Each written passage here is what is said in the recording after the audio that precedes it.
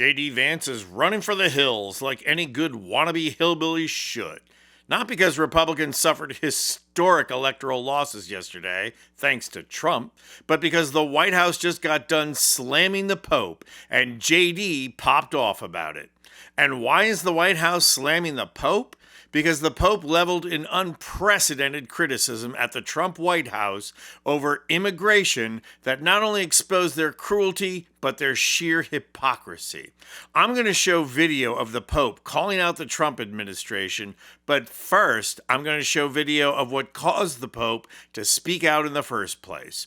Now, before I show these videos, keep in mind that Pope Leo wants nothing more than to not speak out about American politics and the American government. As the first American Pope, Pope Leo is decidedly trying to be as disengaged from American politics as is humanly possible. He knows it looks bad to be focused on his home country, and worse to be commenting on the politics of any country. So for Pope Leo to break that kind of precedent means that there is egregious behavior going on, and the egregious behavior is nothing less than religious persecution. And this is where Republican hypocrisy hits new heights. The Republican Party is revered in the Bible Belt for protecting religious freedom.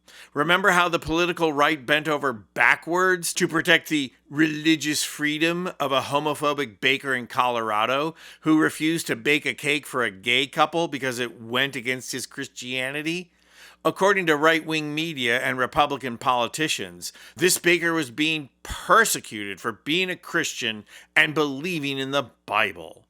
But when it comes to Latino Catholics who are thrown into ICE facilities against their will, both MAGA Mike the Johnson and J.D. Vance have little to say about protecting religious freedom. Watch as ICE agents at the Broadview Detention Center near Chicago actively persecute inmates for being Catholic.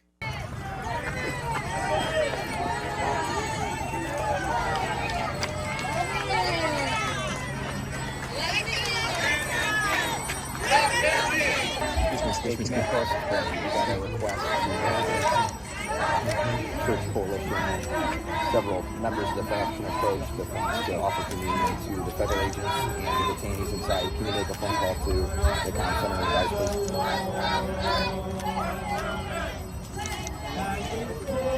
Okay, thank you.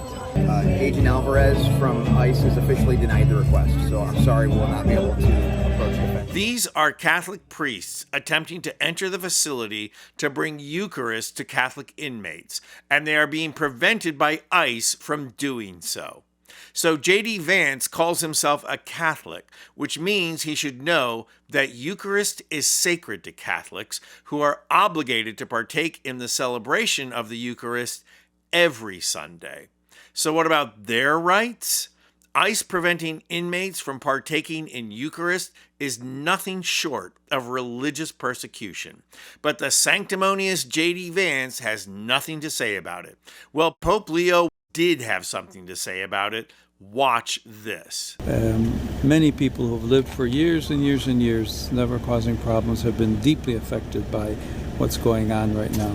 The spiritual rights of people who have been detained should also be considered, and I would certainly invite the authorities to allow pastoral workers to attend to the needs of those people.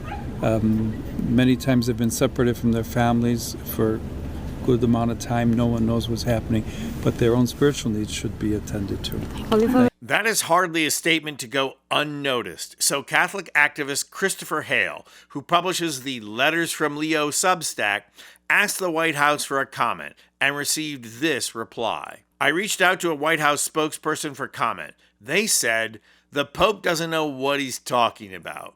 Well, Vance then responded with this reply on social media. Hey, Chris, which White House spokesperson gave you this comment? Not this spokesperson is out of line or any other kind of response or corrective, just a demand to know.